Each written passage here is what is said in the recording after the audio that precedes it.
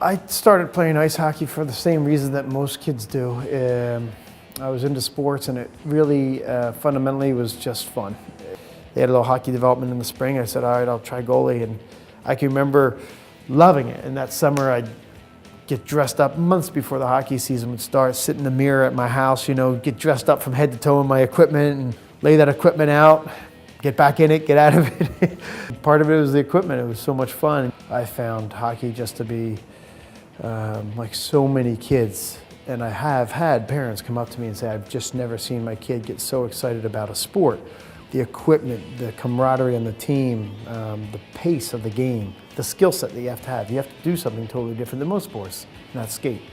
I played all sports as a kid. I played soccer, played lacrosse one year, wasn't particularly good. I pole vaulted 1 year. I played football, I was decent. Again, another team sport that has a lot of different aspects depending on what position you're in.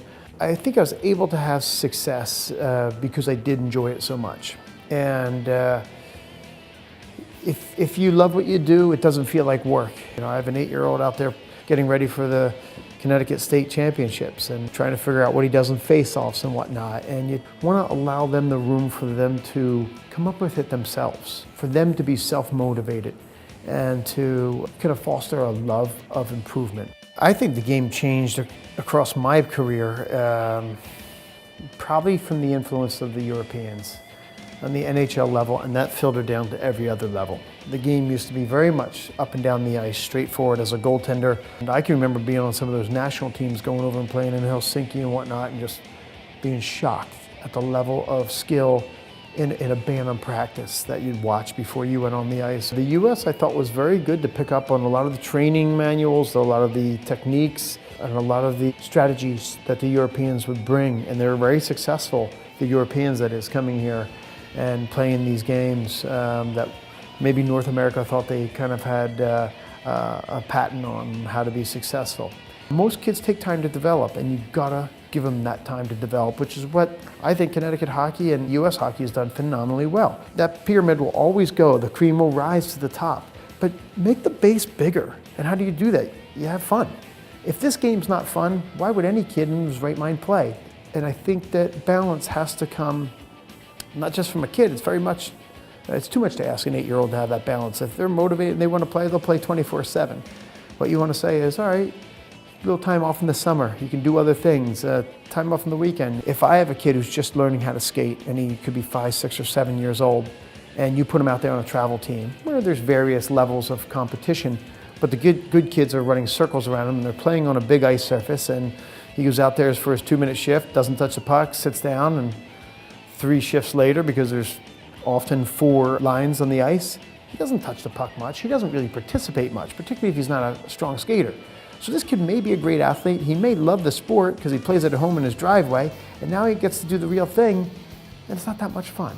I think that's a problem.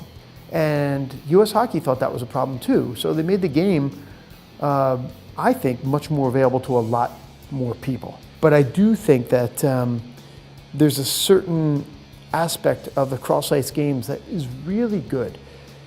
If you go out and play pond hockey, and I've been blown away by watching my own kids play, there's something so freeing in doing it, right?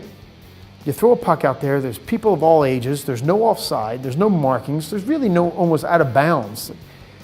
You play a lot of hockey when you go out and play pond hockey, okay? I think it's one of the funnest things. Is why these adult pond hockey things have proliferated over the last few years. It's just fun. There's not too many rules. And if you watch, there's not too many rules, and I think there's good rules, don't go out and hurt somebody, but there's not a lot of penalties. There's not even face-offs. You pull the puck out right after you score a goal and you go out and play. So if you have an hour-long game or half-an-hour game or whatever the time period is that you're playing a 3-on-3 hockey game, you're actually playing the whole time. There is a question on how the goalies develop in the cross-ice hockey. You could argue that they can develop better because they get more shots. That's a big, big ice surface for a little mite to go up and down and try to get a shot on goal. When you start putting them in a third of the ice, there's more action and there are more shots.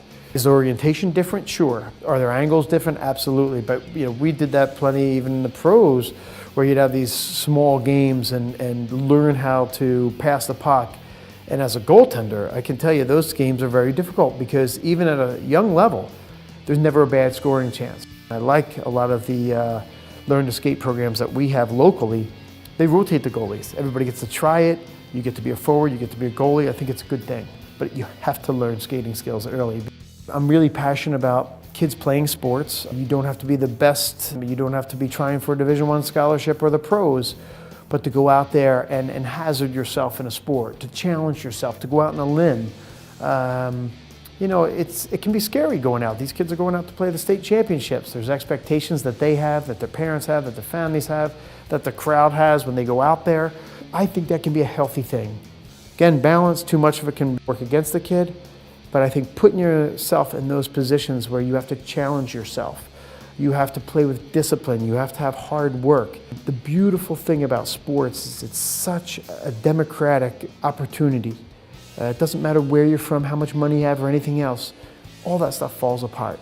It always has, and it always will when you go out into the ice. In the end, it's that player that has the dedication, that has the self-discipline, that has the responsibility and the effort and the focus, all things that translate into, I would say, almost every endeavor that you try to have success at. So, yeah, my playing days are over, except for a couple Sunday nights here and there. And I still draw on the skills that I learned when I was 6, 7, 8 years old, the same age as my little guy out there.